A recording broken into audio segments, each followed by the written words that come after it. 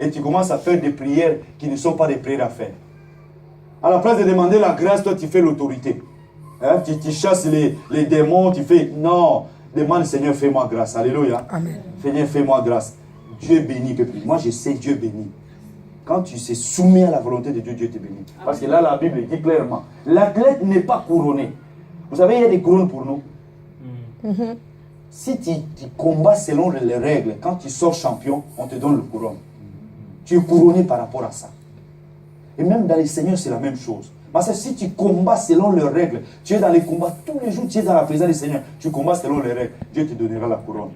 La couronne de la vie, la couronne de la victoire. En sachant que non, ça, c'est ma fille, ça, c'est mon fils. Je suis content de toi. Voilà la couronne qui est réservée pour toi. Mais il faut combattre selon les règles. Lisons un passage là dans le livre des Corinthiens. On va terminer par là et puis on va prendre le temps de prier. 1 Corinthiens 10.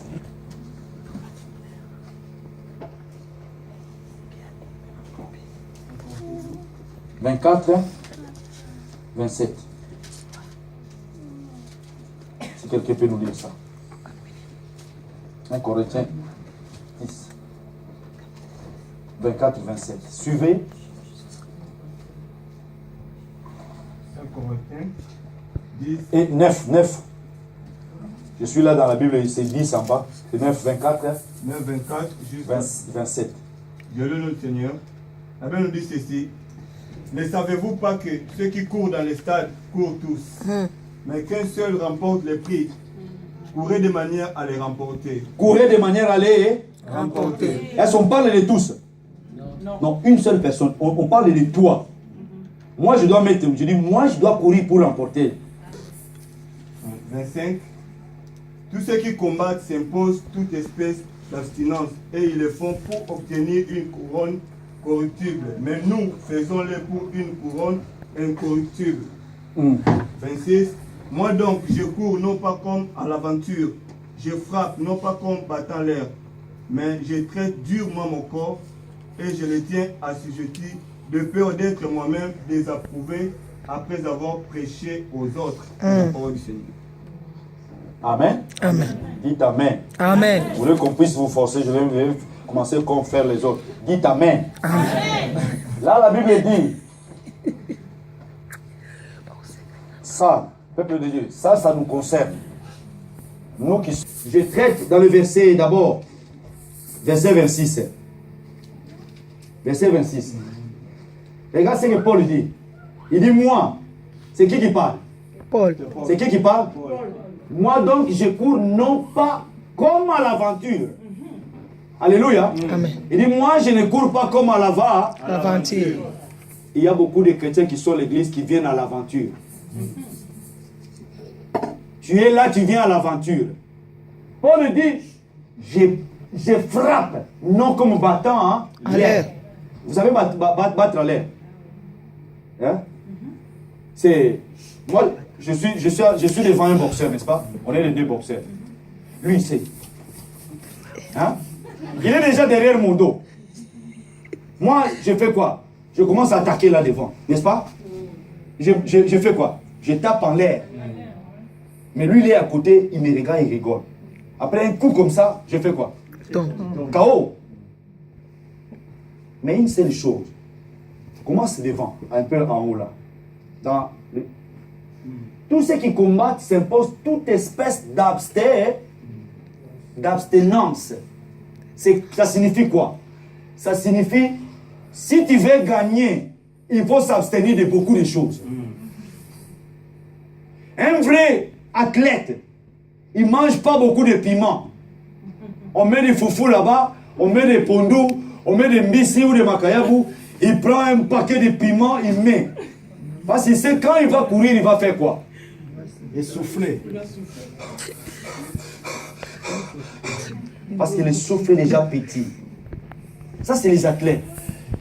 Je me rappelle de Mike Tyson, n'est-ce pas? C'est un petit gars. Il était de petites tailles. Mais cet homme-là, dans la période où il était au top, vous avez vu ce qu'il faisait? Tu viens devant lui. quelle que soit ta grandeur, quel que soit tu es Goliath, il s'en fout de toi.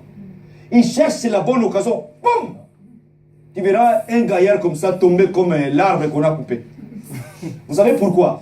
C'est l'entraînement, c'est l'abstinence. Il s'abstenait de beaucoup de choses. Ça, c'est la vie, ça, c'est la naturelle. Mais spirituellement, nous devons nous abstenir de beaucoup de choses. L'abstinence, beaucoup de chrétiens aujourd'hui, ils ne s'abstiennent pas de n'importe quoi. Ils vivent comme ils veulent. Dans la vie païenne, ils vivent comme ils veulent. Et quand tu vas commencer à courir, tu vas être essoufflé. Essoufflé spirituellement. Arrivé quelque part, la bénédiction n'arrive pas, tu es déjà essoufflé. Avant même que le Seigneur arrive, avant même que la mort arrive, tu abandonnes le Seigneur. Parce que la Bible dit, et ils le font pour obtenir une couronne corruptible. Mais nous, faisons-le pour une couronne incorruptible. Un boxeur, quand il finit, on dit, tu as gagné. Tu as gagné 1 million, on lui donne 1 million avec la coupe. Mais toi, tu auras la coupe quand tu combats, si tu t'abstiens de tout ce qui va t'empêcher d'aller au ciel. Tu sais que non, ça, je ne peux pas mettre mes pieds là-bas. Je ne mets pas mes pieds. Je sais que quand je mets mes pieds là-bas, même si les autres ne me voient pas, mais Dieu m'a vu. Quand Dieu va regarder l'autre fois, là, je vous ai parlé de la caméra de Dieu. La caméra de Dieu, Dieu n'a pas besoin de télé comme nous voyons là. Dieu, s'il fait comme ça, il voit tout ce que toi tu as fait.